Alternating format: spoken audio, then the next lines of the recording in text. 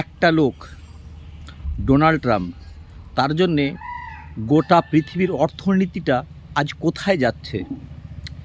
এদিকে recent Iran ভারতের যে দুটি জাহাজে গুলি করেছিল বা অ্যাটাক করেছিল, যেটা বলা হয়, সেটা খুব দুঃখজনক। তার মধ্যে কারণ ইরানের বোঝা উচিত ছিল ভারত থেকে ইরানের বর্তমানে প্রচুর পরিমাণে ওষুধ, খাদ্য, বস্ত্র যাচ্ছিল। তারপরেও ইরান কেন এটা করলো? ভারতের সাথে বিশ্বাসঘাতকতা করলো। তার জন্যে ইরানের যে রাষ্ট্রদূত ছিল ভারতে, তাকে ডেকে শোকজ করা হয়েছে এবং তিনি তার কারণ দর্শাবেন বলে জানিয়েছেন, এবং সেটি যে ভুলবশত হয়েছে সেটিও তিনি জানিয়েছেন। আবার কিছু কিছু সূত্রে শোনা যাচ্ছে সেটি নাকি ইরানের তরফ থেকে আক্রমণ করা হয়নি। জানি না এটা কতটা সত্যি। গতকাল চায়নার একটি কেমিক্যাল ভর্তি জাহাজ ইরানে যাচ্ছিল, যেটা ছিল মিসাইল তৈরির কেমিক্যাল, ড্রোন, এবং তাদের ড্রোনের যে প্রযুক্তি সেটা যাচ্ছিল, আর এয়ার ডিফেন্সের কিছু তথ্য প্রযুক্তি সহ কিছু সেমিকন্ডাক্টর এটা নিয়ে যাচ্ছিল একটি জাহাজ। সেই জাহাজটাতে আক্রমণ করেছে আমেরিকান নেভি, এটি শোনা যাচ্ছে। আর তেলের অবস্থা, মানে যেটা জ্বালানি তেল, সেটা চড়চড়িয়ে বাড়ছে। এটা কিন্তু খুব খারাপ। আর তারই মাঝে আরেকটি খবর জানিয়ে রাখি, ধুরন্ধর 2 সিনেমা রিলিজ হওয়ার পরে পাকিস্তানে এ পর্যন্ত 1700 অপরিচিত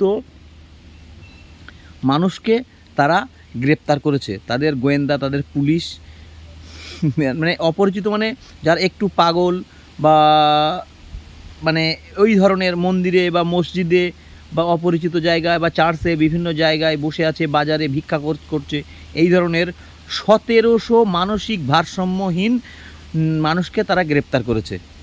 এরই মাঝে বাংলাদেশ সরাসরি ইরানকে জানিয়েছে যে তাদের জাহাজটি যেন ছেড়ে দেওয়া হয়। ইরানের তরফ থেকে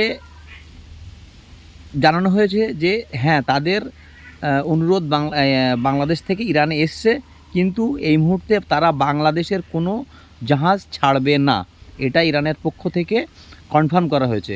কিন্তু তারই মাঝে আবার আমেরিকা হরমুজ প্রণালীর বড় একটা অংশ ব্লক করে রেখেছে। তো এই ব্লকেজ আর এই নীতি কি হচ্ছে কিছু বোঝা যাচ্ছে না। নজর রাখুন আপনারা, আমিও নজর রাখছি। তার মধ্যে আমেরিকা ইসরায়েল লেবানন যে যুদ্ধ বিরতি চলছিল, ইসরায়েল নাকি লেবাননের উপর আবার হামলা করেছে, এবং তাতে সাধারণ মানুষ কিছু হতাহতের খবর না পাওয়া গেলেও সামরিক ক্ষয়ক্ষতির পরিমাণ নাকি অনেকটাই বেশি, এটি অফিসিয়ালি জানা গেছে। ইরানে যে ভারতীয় রাষ্ট্রদূত ছিল তিনি আজ রওনা দিয়েছেন ভারতের উদ্দেশ্যে। সেখানে ভারতের পক্ষ থেকে জানানো হয়েছে সেখানে ভারত সুরক্ষিত নয়, ভারতের যে রাষ্ট্রদূত এর ভবন সেটি সুরক্ষিত নয়, তাই তিনি সেখান থেকে আজ রওনা দিয়েছেন ভারতের উদ্দেশ্যে। ইরান এই যে কাজটি করছে এটি কতটা যুক্তিযুক্ত, মানে শুধুমাত্র ভারতের ক্ষেত্রে বলছি।